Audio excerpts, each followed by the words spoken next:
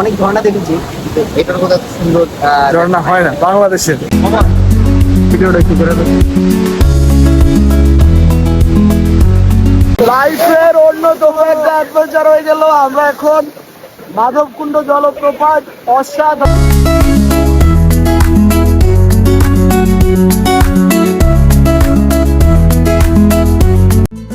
দর্শকবৃন্দ কেমন আছেন? আমাদের যাত্রা শ্রীমঙ্গল থেকে কুলাউড়ার দিকে শুরু হয়ে গেছে। আমরা অলরেডি সিএনজিতে, এই সিএনজি করে আমরা কুলাউড়াতে পৌঁছবো। কুলাউড়া থেকে আরেকটা সিএনজি নিয়ে আমরা মাধবকুণ্ড জলপ্রপাতের দিকে যাব। তো সে উদ্দেশ্যে আমরা এখন সিএনজিতে বসা। যেহেতু শুক্রবার ছিল, আমাদের কলিগসরা একটা জায়গা দেখে থামলেন এবং মসজিদে চলে গেলেন নামাজ পড়তে। সেই সময়টায় আমি এবং আমার ওস্তাদ দেখে নিলাম চারদিকের প্রাকৃতিক সৌন্দর্য। ওই সময়টুকুতে ওস্তাদ কিন্তু আমাকে ছোটখাটো একটা ইন্টারভিউ দিলেন চতুর্দিকের ন্যাচারাল বিউটি সম্পর্কে। বসে বসে ফোন টিপতেছে। স্যার কেমন লাগতেছে স্যার পরিবেশটা? জার্নিটা আসলে খুব ভালো লাগতেছে, আর এই প্লেসটা অনেক সুন্দর। আমার কলিগরা নামাজ পড়ে আসার পর আমাদের জার্নিটা পুনরায় শুরু হলো। আমরা এখনো কুলাউড়ার পথে। আসলে শ্রীমঙ্গল থেকে কুলাউড়া যাওয়ার সময় রাস্তার দুই পাশে আরো অনেকগুলা টি গার্ডেন চোখে পড়ে এবং বেশ সুন্দর জায়গা। পৌঁছে গেলাম মাধবকুণ্ডের জার্নি মোটামুটি শুরু হয়ে গেল। আমরা এখন কুলাউড়াতে আছি। ছবি দিলেন তো এই কুলাউড়া থেকে আমরা ইয়েতে চলে যাব, এটাকে কি বলে, মাধবকুণ্ড জলপ্রপাতের উদ্দেশ্যে। ভাই কিছু করেনি। আজকে আমাদের সাথে দিচ্ছে আমাদের সুমন দা, নাকি?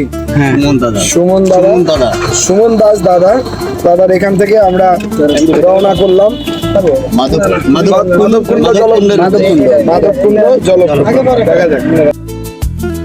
পেয়ে গেলাম বেশ ফ্রেন্ডলি একজন সিএনজি ড্রাইভার সুমনদার সিএনজি ধরে আমরা মাধবকুণ্ড জলপ্রপাতের পথে চারদিকে হাওড় দেখতে দেখতে আমরা পৌঁছে গেলাম মাধবকুণ্ড জলপ্রপাতের গেইটে।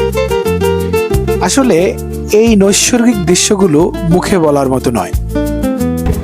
আমরা এখন মাধবকুণ্ড জলপ্রপাতের গেইটে। আমরা কিছুক্ষণের মধ্যে মাধবকুণ্ড ঢুকে যাব। এই গেট দিয়েই ঢোকা যাবে। এই এরিয়াটা সকল ধরনের জিনিসপত্র, মেয়েদের জিনিসপত্র, চাদর টাদর সবকিছু এখানে অ্যাভেলেবেল। আবার ঢুকার পরে দেখি, এক্সপ্লোর করি কি হয়। শুরু করলাম হাঁটা। প্রায় 15 মিনিটের মতো হাঁটা পথ। এই পথটুকু দ্রুত হেঁটেই আমরা চলে গেলাম, কারণ আমরা আস্তে আস্তে বিকেল হয়ে গেছে। আমরা মাধবকুণ্ড চলে আসছি। আমাদের টিম পিছনে, আমি আর আমার ওস্তাদ একসাথে আমরা দুইজন চলতেছি আর কি। ওই যে পিছনে মোহাম্মদকে দেখা যাচ্ছে। দ্রুত। চারদিকে পাহাড়ে ঘেরা জায়গা, এর মধ্যে আর কি আমরা আছি। আমরা আসলে মাধবকুণ্ড জলপ্রপাতের খুব সন্নিকটে। আমার যদিও এর আগে একবার আসার ছিল, দ্বিতীয়বার আসা এখানে। তো সকল আশীর্বাদ করবেন আমাদের ভ্রমণ যেন সুন্দর হয়। চলছি মাধবকুণ্ড জলপ্রপাতের পথে। সামনেই চোখে পড়ল মাধবেশ্বর মহাদেবের মন্দির। মন্দিরে ঢুকেই প্রণাম সেরে নিলাম চটপট করে। তারপর নেমে গেলাম ঝর্ণার দিকে। অসাধারণ সুন্দর একটি মন্দির এই ঝর্ণার পাড়ে অবস্থিত। আসলে অবশ্যই একবার দেখে যাবেন এই মন্দিরটি। প্রথমবারের মতো মাধবকুণ্ড ঝর্ণা দেখা, এইটা দেখার লোভ বা মানে এই দৃশ্যটা প্রথমবার দেখা, অনুভূতিটা আসলে ব্যক্ত করা যাবে না। অসাধারণ এবং অসাধারণ সেই মাধবকুণ্ড জলপ্রপাত এখন আমাদের সামনে। মাধবকুণ্ড জলপ্রপাতকে এক্সপ্লোর করতে আসা। ওয়াও!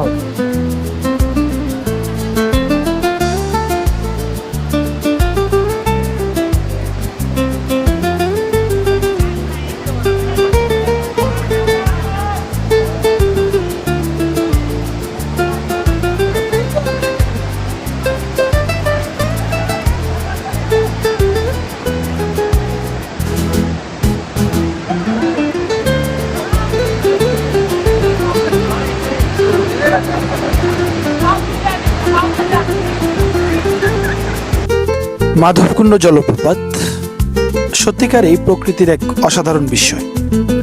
সামনে থেকে এই ঝর্ণাটি না দেখলে বোঝা যাবে না যে প্রকৃতি কিভাবে আপন রঙে তার এই ঝর্ণাটিকে সাজিয়েছেন। অভিভূত হয়ে গেলাম ঝর্ণাটির সামনে গিয়ে, কি করব বুঝতে পারছিলাম না। অসাধারণ সবুজ প্রকৃতি, তার মধ্যে এই পাহাড়ের কান্না, কি অসাধারণ একটি দৃশ্য। আমি ভিডিও করতে গিয়ে খেই হারিয়ে ফেলেছিলাম, খুব ভালো ভিডিও সম্ভব হয়। লাইফের অন্যতম একটা অ্যাডভেঞ্চার হয়ে গেল। আমরা এখন মাধবকুণ্ড জলপ্রপাত, অসাধারণ অসাধারণ এবং অসাধারণ একটা ভিউ, অসাধারণ, গ্রেট গ্রেট অ্যান্ড গ্রেট। এর চেয়ে একটা সুন্দর জায়গা আমার মনে হয় না। অসাধারণ, আমি পুরো আপ্লুত হয়ে গেছি এই জায়গাটা এসে। অসাধারণ, কি অসাধারণ দান সৃষ্টিকর্তার। তীব্র বেগে ঝর্ণা থেকে পানি পড়ছে, আর অবাক বিস্ময়ে তাকিয়ে তাকিয়ে দেখছি যে কিভাবে পানি নামছে।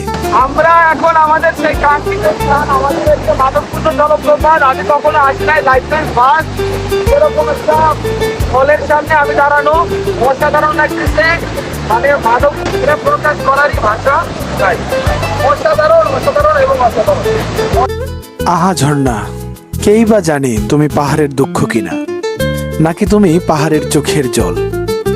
তবু তুমি বইছো তোমার আপন গতিতে, তোমার আপন বেগে। তাই তো ঝর্ণার সামনে গিয়ে নিজের দুঃখটুকুও জানালাম। একক দৃষ্টিতে চেয়ে থাকলাম ঝর্ণার সেই অবিরত প্রবাহের দিকে, আর মনে করলাম নিজের জীবনের অনেক টারময়েলের কথা। এবার পালা দুষ্টুমির। সন্ধে নেমে আসছে, তার আগেই মোহাম্মদ আর আমি চেষ্টা করলাম আনাচে কানাচে একটু ঘোরার এবং পাথর দিয়ে কিছু একটা তৈরি করার, স্মৃতি হিসাবে রেখে গেলাম সেই অংশটুকু।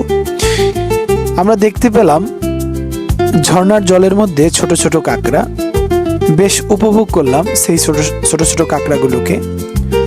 এভাবেই ঝর্ণা দেখতে দেখতে আমাদের সময় শেষ হয়ে আসলো। বাঁশির ফু শুনতে পেলাম, এখন ঝর্ণা ত্যাগ করতে হবে। তো সেভাবেই চলে আসলাম সামনের দিকে, করলাম স্মৃতির মন্থন। মাধবকুণ্ডের ভ্রমণের প্রায় শেষ পর্যায়ে, অন্তিম পর্যায়ে আমরা পুরা টিম, আমাদের পুরা টিম এখন আমরা এই পাশে দাঁড়িয়ে আমরা ঝর্ণার সৌন্দর্য অবলোকন করছি এবং কথা বলতেছি। আসলে এবার সিলেট জার্নির এখন পর্যন্ত সবচেয়ে বেস্ট পার্ট হচ্ছে আমাদের এই মাধবকুণ্ড জলপ্রপাত। কালকে আবার নতুন কিছু হবে হয়তো বা। ওস্তাদ কিছু বলেন তো। আসলে এই মাধবকুণ্ড জলপ্রপাতে না আসলে, এই ঝর্ণার সৌন্দর্য যদি কেউ না দেখে, সে অনেক কিছু মিস করে যাবে। এই সিলেটে আসলে একবার হলেও সিলেট আসতে ঝর্ণা আসতে হবে। বস কিছু বলেন তো। এইদিকে এইদিকে। ঝর্ণা তো সময় একটা আলাদা স্বাদ, আলাদা সুন্দর। আমাদের যে মাধবকুণ্ড জলপ্রপাত, যেটা এই মৌলভীবাজারে, হ্যাঁ মৌলভীবাজারে, আমার মনে হয় মৌলভীবাজারের সাথে একটাই প্লেস কমন, সেটা হচ্ছে এই মাধবকুণ্ড জলপ্রপাত। এখানে এর আগেও আমার আসার সুযোগ হয়েছে, এই নিয়ে দ্বিতীয়বার। খুব চমৎকার আসলে, এত সুন্দর ঝর্ণা। অনেক ঝর্ণা দেখেছি, এটার কথা সুন্দর ঝর্ণা হয় না বাংলাদেশের। Thank you. দর্শক, আমাদের পরবর্তী গন্তব্য সাদা পাথর।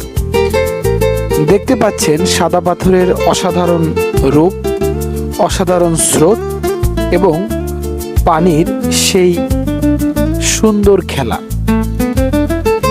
দেখতে থাকুন, অবশ্যই আবার আসছি সামনের সর্বশেষ পর্বটুকু নিয়ে। আমাদের সাথেই থাকবেন এবং আমাদেরকে রাখবেন আপনাদের নিয়ত প্রার্থনায়। ভালো থাকবেন, সুস্থ থাকবেন।